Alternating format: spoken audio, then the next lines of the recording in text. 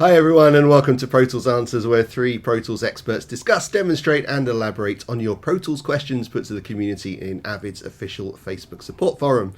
Anders, Andy and myself, Dave, take you deep into the workings of Pro Tools technique and ethos to help the user community understand and get the best out of their investment, and we hope that our tutorials, our discussions and our channel are helping you do just that. In this episode, we're going to be looking at a question from Les, who asks: at a fast tempo in 7/8 meter, the musicians want to hear 3 clicks in each bar, one dotted quarter note, a quarter note, and then a quarter note. I know how to set up the click plugin track so that the downbeat is accented and remaining beats are unaccented, but that doesn't take care of putting one or more accents elsewhere in the bar, or even multiple note types.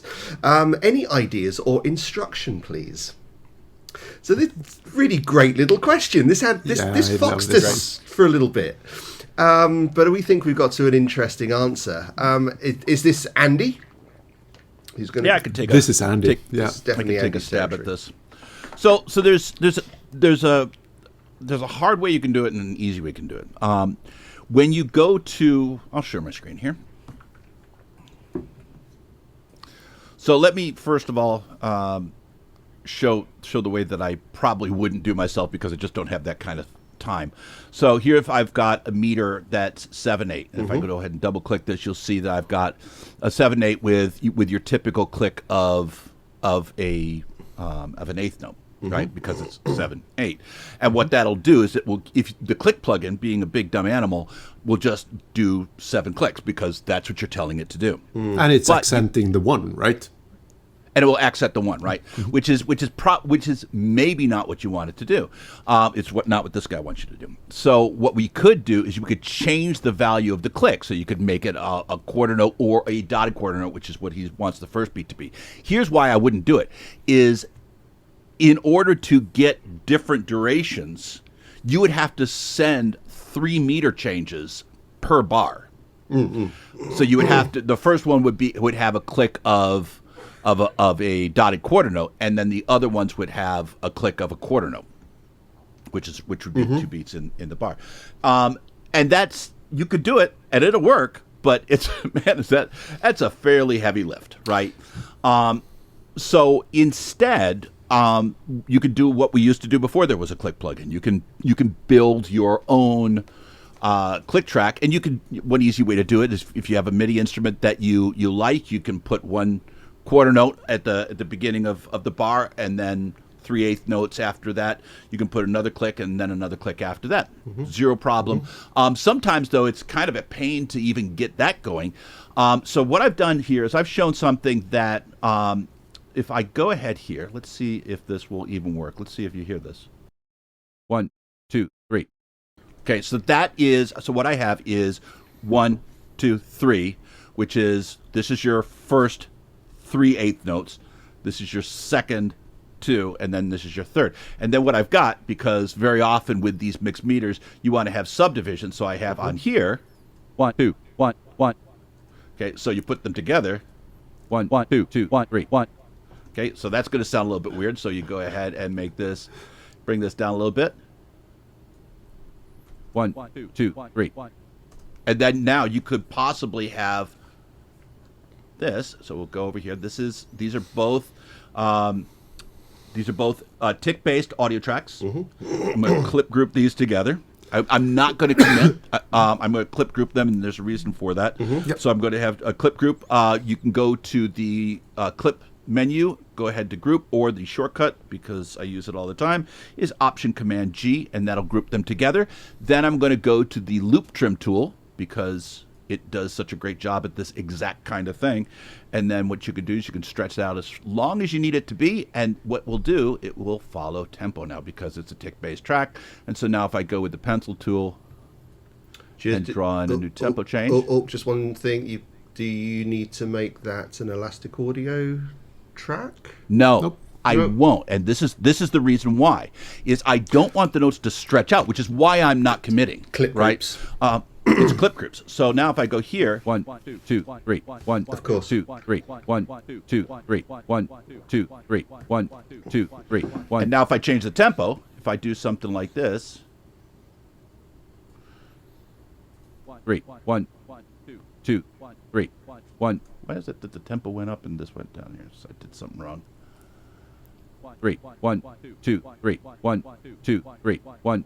That worked. Andy, I think it just went so fast that the only thing that you heard was the accented beats, and I couldn't hear the. I think the clips overlapped, which is why you probably want to make this a little bit. So I'll bring it down. Yeah. So it's you can see here. That's 3, 1, 2, 3, 1, 2, 3, 1, 2. Yeah, that's right? Fantastic. And you can move that up. Now, I did it with the voice just so you can hear how that divides. But obviously, hearing somebody screaming in your ear for 5 minutes will make you hate your own life. So you could use clicks and whatever. And again, like Andrew said, if you wanted to use accented and non-accented clicks, just record them off the click track because it's default. I mean, people are tremendously comfortable with them as a general rule.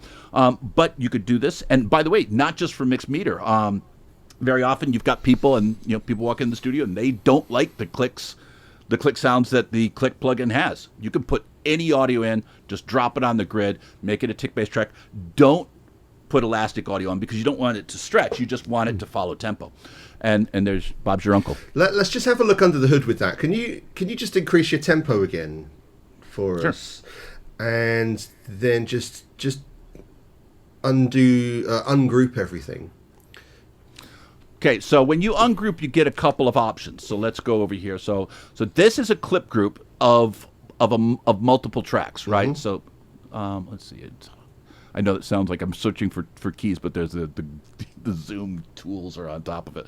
So if I go over here, I'll click this, I'll ungroup, and you can basically it will become these sequence of clips, which is not going to do exactly what I want it to do. At this point now, if I go just over unlooped here, it.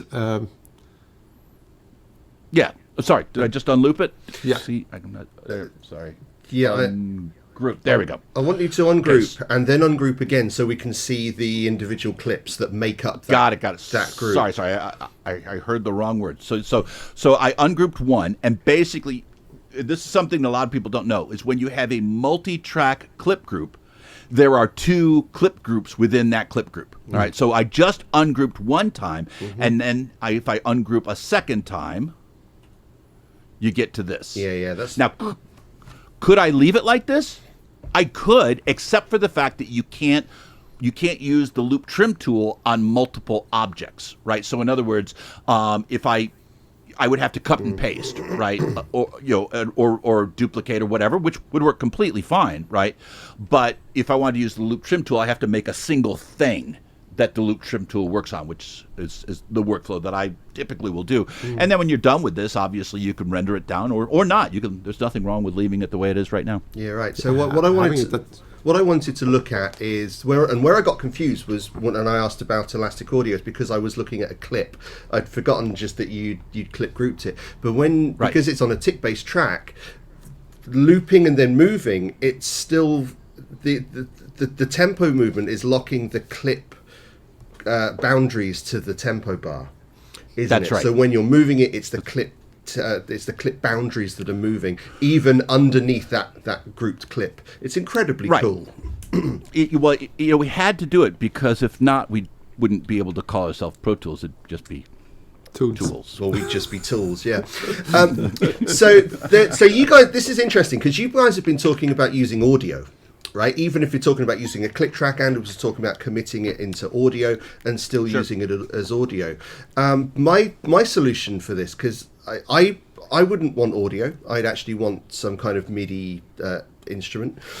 So we can do exactly the same thing with a MIDI track, right, or an instrument track. Exactly. And then just program in a dotted note and then a pair of crotchets in exactly the same format as you've got there, and just loop it or duplicate it or whatever, and you'll be triggering a live MIDI instrument. You don't even need to use the Click 2 plugin. You don't? No, completely not. I'll tell you what. I would probably. Well, it's half of one, half of another. I mean, I'll do it with MIDI. I'll do it with audio. For some strange reason, I'm asking you guys as well. Over here in Asia, there's a lot of producers that specify that it has to be an audio click track. Do you get any of that over there? I think it's just a vestigial workflow practice. But some people are like, they don't want something that's not audio. They want something that's rendered and audio and flattened. Well, do you know what? I don't know why. The next show that we're going to do then, if we're talking about using MIDI, we can using audio, we can make the thing in MIDI and then convert it to audio. Definitely Genius. Do that. What a great idea. We might look at that in the next show. But Andy, I just have to tell you that this solution that you did, it brings a smile to my face. I think it's just such a simple thing to set up.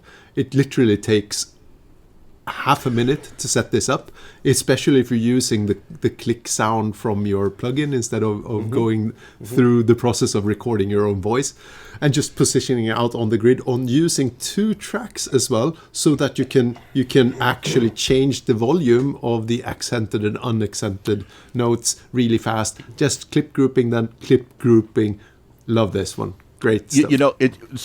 By the way, just a little bit of behind the scenes at Pro Tools Answers. I built this while we were just screwing around before we started recording. So this was literally made on the fly while we were doing other things. So it's obviously you would clean it up or whatever. But here's the other thing, by the way. Thank you, by the way, for the kind words. But one of the reasons why, especially in mixed meters, and especially for things like scores and soundtracks, I'll have 2 different tracks like this because, so for example, if your tempo is here, 1, 2, 3, 1, 2, 3, 1, 2, 3, 1, 2, 3, completely acceptable, right? 2, 3.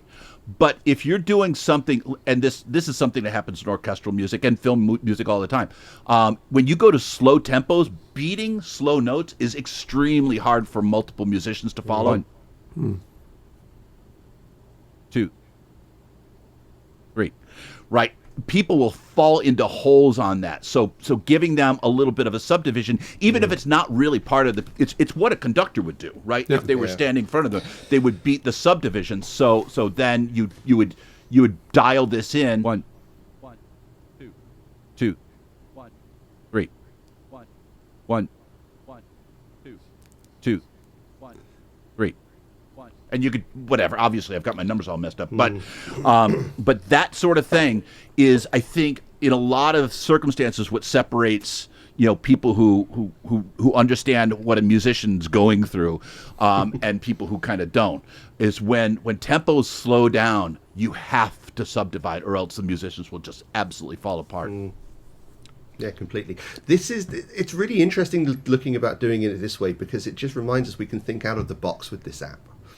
You don't always have to use the recognized standard way of doing something. There's usually going to be another way to approach something or to achieve something very, very specific. And it's great. There you go. Simple solutions from Pro Tools Answers. Boom. Cool stuff. All right, then. So we'll leave that there. Anything else to discuss? A couple of great solutions. I'm good. Okay, so thank you very much to you guys. If you enjoyed what we were doing today, if you got a little bit out of this tutorial, then hit like on our video, hit subscribe on our channel if you haven't done so already as well, and you can hit the bell icon. That will notify you every time we upload our new videos. If you head over to protoolsanswers.com, you can find out a little bit more over there, and you can also subscribe, and Andy will write to you every week as well. And if you fancy taking that next step and supporting what we do, because we do it for nothing really, just for your help, then you can join our own inner circle over there as well, and we've got a page that tells you all about the benefits of that.